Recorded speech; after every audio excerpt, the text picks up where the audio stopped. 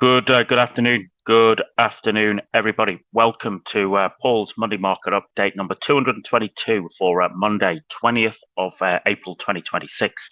Hope you're all well. Hope you've enjoyed the weekend. Hope you've enjoyed another interesting end to markets last week and start of this week.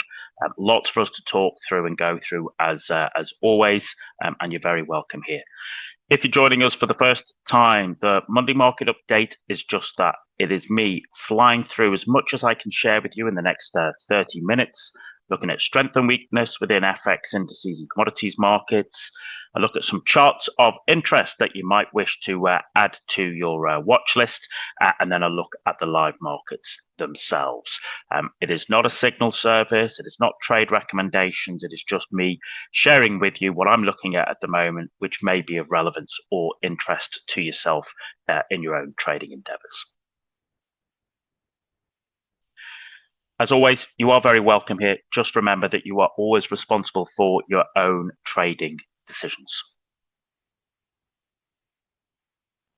And if you want a little bit more support in your own trading endeavors, you can join the BTP Trader Accountability Group, just helping to build discipline, accountability, and consistency in your own trading endeavors. There's a bit.ly code there, there's a QR code there, or just ping me if you'd like some more insight. Another defense stock, here we go, LMT, Lockheed Martin. Now, these guys are interesting, and we'll look at the price action in a moment. Naturally, like most of these companies, they have been supported by kind of global defense spending, particularly kind of NATO-aligned budgets over the last couple of years. They do have a strong order book, and naturally, that is implicated by the current geopolitical tensions. Then you're digging into the actual company itself and you're looking at, well, do they have stability of their margins? What's their cost pressures? What are their kind of contract structures are they working under at the moment?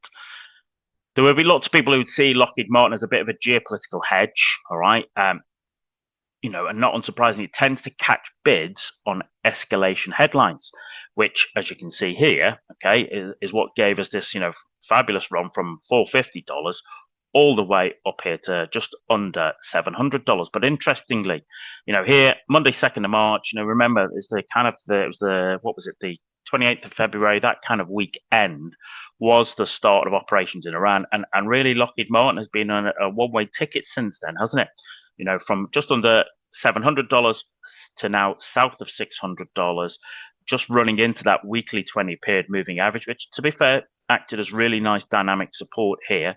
But these guys are reporting, I think, Thursday morning before the open on that.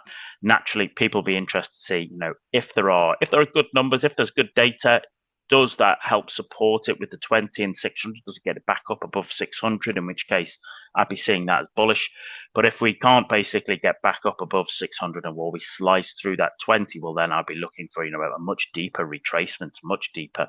So we are in an interesting point here. We're at a big round number. There is dynamic support running up.